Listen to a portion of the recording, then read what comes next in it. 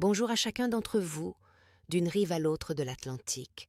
Que vous m'écoutiez depuis les rues animées de Paris, les vallées paisibles de la Suisse, les plaines de Belgique, ou depuis l'énergie vibrante et résiliente du Québec avec ses forêts infinies et son ciel immense, je vous souhaite la bienvenue dans ce moment sacré de transmission et de connexion profonde. Prenez une expiration profonde avec moi. Inspirez lentement par le nez. Sentez l'air remplir vos poumons et expirez par la bouche en déposant tous vos fardeaux, toutes vos tensions, toutes les préoccupations qui alourdissent votre esprit en ce moment. Vous êtes exactement au bon endroit, au bon moment. Cette masterclass n'est pas une simple écoute passive, c'est un voyage alchimique que nous entreprenons ensemble, une co-création entre le ciel et votre âme. Si, depuis le début du mois de juin 2026, vous ressentez cette électricité diffuse dans votre corps, des picotements dans les mains, une fatigue biologique que même 10 heures de sommeil ne répare pas, une impression vertigineuse que quelque chose touche à sa fin absolue dans votre vie, rassurez-vous, vous n'êtes pas en train de perdre pied, vous n'êtes pas en burn-out inexplicable. Vous répondez avec sensibilité aux fréquences d'un ciel en pleine mutation radicale. La nouvelle lune qui se déploie ce 14 juin 2026 n'est pas une lunaison ordinaire. C'est une super nouvelle lune en Gémeaux, amplifiée par la présence décisive d'Uranus qui s'installe durablement dans ce signe pour les 7 prochaines années. C'est une porte monumentale, un portail cosmique qui invite à la transmutation personnelle profonde. Dans cette masterclass étendue, nous allons prendre le temps, le vrai temps sans précipitation, de décoder cette énergie sous tous ses aspects, non pas comme une fatalité astrologique, mais comme un processus alchimique conscient de renaissance. Dites-moi dès maintenant, en commentaire, ressentez-vous déjà cette électricité dans votre corps physique, dans votre mental surstimulé, ou dans votre esprit qui cherche désespérément un nouvel équilibre ? Partagez votre ressenti authentique, car nous n'avançons pas seuls. Nous formons une communauté consciente qui choisit la souveraineté au milieu du tumulte. L'astrologie de surface, celle qui se limite à Vénus en taureau égale amour stable, ne suffit plus pour traverser l'époque actuelle. Le monde change à une vitesse exponentielle. Nous avons besoin d'une astrologie vivante, multidimensionnelle, thérapeutique et alchimique. Dans les prochaines heures que nous passerons ensemble, nous explorerons 3 angles essentiels. Le décodage technique, pourquoi l'alliance d'Uranus en Gémeaux et la position particulière de Mercure créent ce chaos informationnel, cette surcharge nerveuse que beaucoup d'entre vous vivent au quotidien. L'axe thérapeutique, l'art sacré de l'élagage conscient à travers la symbolique puissante et vivante du palmier. La clé alchimique, comment la physique quantique moderne et la sagesse spirituelle ancienne s'accordent parfaitement pour vous apprendre à créer votre propre oasis de paix intérieure au milieu du tumulte mondial. Restez bien attentifs. Ce voyage va transformer votre regard sur ce que vous traversez. À la fin, vous repartirez non seulement avec des compréhensions profondes, mais avec des outils concrets, des pratiques quotidiennes et surtout une décision claire et ancrée à poser dans votre vie. Cette nouvelle lune se forme autour du 24e degré des Gémeaux, mais l'événement majeur qui teinte toute cette lunaison, c'est l'installation définitive d'Uranus dans le signe des Gémeaux. Uranus, planète de la disruption, de la foudre, de la rupture de symétrie, de l'innovation radicale et des réveils soudains, entre dans le domaine de Mercure pour 7 longues années. En physique quantique, Uranus évoque l'énergie disruptive. Imaginez l'accélérateur de particules du CERN, qui fait entrer en collision des protons à des vitesses folles, révélant des particules subatomiques jusque-là invisibles. Uranus est cette force.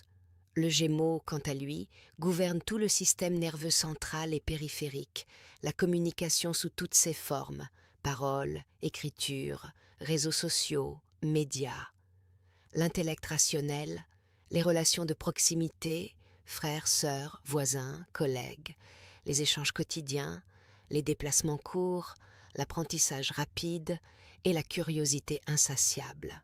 Quand la foudre uranienne frappe la maison des Gémeaux, le statu quo explose littéralement. Collectivement, nous assistons à une accélération vertigineuse des technologies. Intelligence artificielle générative qui évolue chaque semaine, réseaux sociaux qui fragmentent encore plus l'attention, informations qui circulent à la vitesse de la lumière, débats qui enflamment des millions de personnes en quelques heures, puis se contredisent le lendemain. La bande passante de notre réalité collective s'élargit trop vite pour le système nerveux humain moyen. D'où cette saturation, cette fatigue cognitive, ces insomnies, ces anxiétés diffuses sans objet précis. En France, cette énergie se manifeste par des débats politiques passionnés et soudains, des mouvements sociaux imprévisibles, des grèves éclairs, des innovations fulgurantes dans les médias et l'éducation. Pensez à de nouvelles formes d'enseignement hybride, à l'IA dans les écoles, à des réformes inattendues. En Belgique et en Suisse, elle touche les échanges multilingues, les tensions identitaires, les innovations économiques rapides. Au Québec, elle résonne avec votre créativité culturelle bouillonnante, vos échanges intergénérationnels dynamiques, votre capacité légendaire à vous adapter aux transformations sociétales, tout en préservant votre identité profonde. Quelle partie de votre vie s'accélère de manière presque incontrôlable en ce moment ? Votre carrière, vos relations, votre manière d'apprendre ou de communiquer. Notez-le mentalement, ou mieux, prenez un carnet dès maintenant et écrivez-le. Cet ancrage est fondamental. Mercure, maître des Gémeaux, se trouve en Cancer lors de cette nouvelle lune. Normalement, Mercure veille avec logique et discernement sur son domaine. Ici, il baigne dans les eaux émotionnelles du Cancer. Les échanges deviennent chargés d'affects, subjectifs, parfois irrationnels. Le flux informationnel mondial devient un océan tumultueux où vérité, demi-vérité, fake news, secrets révélés et manipulations se mélangent. Le mental cherche à rationaliser l'irrationnel. C'est le chaos mental collectif. Anxiété, surstimulation, difficulté de concentration, impression que tout va trop vite. Mais ce n'est pas une punition divine, c'est une évolution forcée. Le ciel nous pousse à développer une nouvelle intelligence, intuitive, adaptable, quantique, moins attachée aux certitudes du passé. Le 24e degré des Gémeaux porte une symbolique archétypale puissante, celle de l'élagage pour une croissance saine et résiliente. Méditez profondément sur cette image. Le palmier est un arbre de lumière. Il pousse avec une vitalité extraordinaire dans des environnements parfois hostiles. Ses palmes larges captent le soleil, symbolisent l'élévation spirituelle, la résilience, la capacité à rester ancré tout en tendant vers le ciel. Pourtant, avec le temps, les vieilles branches sèchent, jaunissent, s'alourdissent et restent suspendues au tronc. Si le jardinier ne vient pas élaguer, la masse devient dense, lourde. Lorsque les vents uraniens, puissants, imprévisibles, se lèvent, ils s'engouffrent dans ce fouillis et peuvent déraciner l'arbre tout entier. Tailler le palmier n'est pas une mutilation. C'est un acte d'amour, de préservation et de sagesse. C'est redonner de la sève vitale aux branches maîtresses, permettre à l'arbre de danser avec le vent plutôt que de se briser contre lui. C'est exactement le message de cette nouvelle lune. Dans mes consultations récentes, j'ai accompagné des centaines de personnes qui exprimaient ce sentiment d'étouffement. « Patricia, je n'arrive plus à tout gérer, ma vie déborde. » Cette lunaison vient frapper précisément ce besoin urgent d'espace. Sophie, 42 ans, s'obstinait dans un projet entrepreneurial depuis 3 ans. Il avait été inspirant au débrief, mais depuis des mois, il drainait son énergie sans plus nourrir son âme. Par peur du vide, elle refusait de lâcher. Sous l'influence de cette nouvelle lune, elle a choisi d'élaguer fermeture progressive du projet.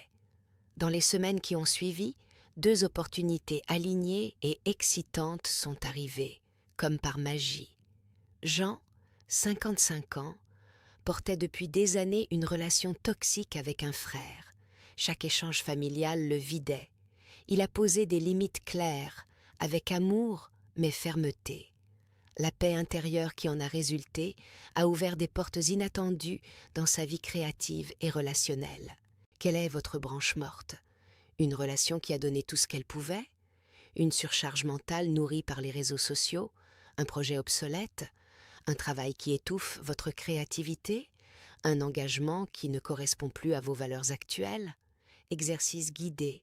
Étendu, prenez 10 à 15 minutes. Asseyez-vous confortablement, pieds au sol, dos droit. Respirez profondément cette fois. Inspirez par le nez, comptez 4. Retenez 4. Expirez par la bouche 6. Visualisez un palmier majestueux représentant votre vie. Identifiez 3 à 5 branches mortes.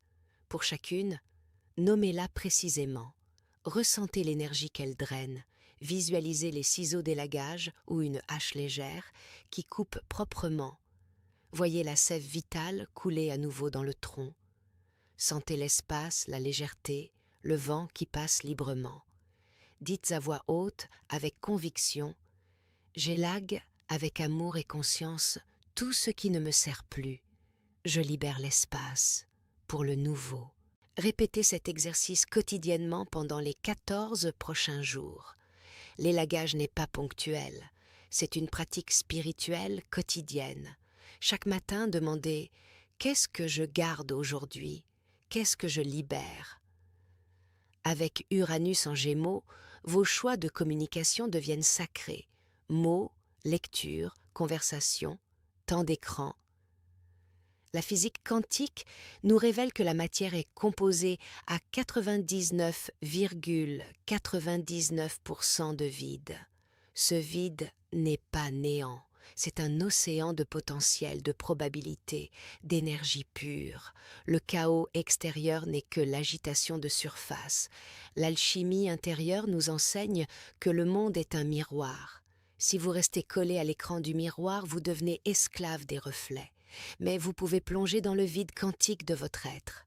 Structure de notre être, l'ascendant, le costume, le rôle dans la matrice, la lune, le mental émotionnel, les vagues, les peurs collectives, le soleil, l'essence divine immuable, la lumière centrale. Le travail de cette lunaison, désidentifier la conscience de la lune pour l'ancrer dans le soleil, passer de la réaction à la création. Outil concret à appliquer immédiatement. Méditation du soleil intérieur, 10 à 20 minutes quotidiennes. Visualisez une lumière dorée au plexus solaire/centre du cœur qui rayonne, protège et dissout tout ce qui n'est pas vous. Affirmation, Gémeaux Uranus. Je choisis mes pensées avec discernement. Je libère avec gratitude ce qui ne vibre plus. Je suis ouvert aux surprises bienveillantes du divin. Mon esprit est une oasis de paix. Filtrage informationnel, limitez les réseaux à 30 minutes par jour maximum. Privilégiez livres, conversations profondes, nature. Rituel familial, cercle de paix hebdomadaire où chacun partage une élague et une intention. Analyse, maison par maison.